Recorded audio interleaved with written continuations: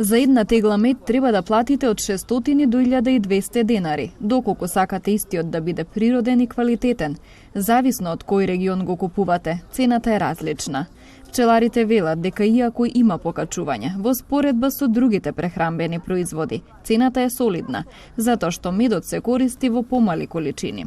Поскапувањето на пчелните производи се должи на растот на трошоците во пчеларството. Една тегла мед моментално, како што гледам и кај мене, кај другиве колеги изнесуваат 800 до 900 денари, која што цена е солидна цена за овие поскапувања кои што се моментално.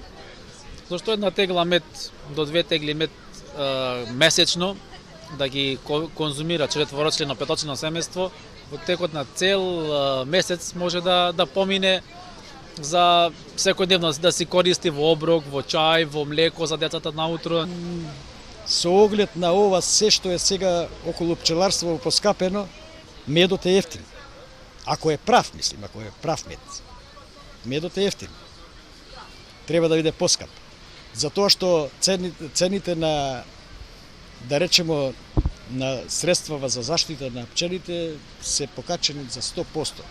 Од Сдруженијето на пчелари Полошки мед велат дека растот на трошоците ги принуди голем дел од лицата кои произведуваат мед и пчелни производи да го намалат или преполуват производството.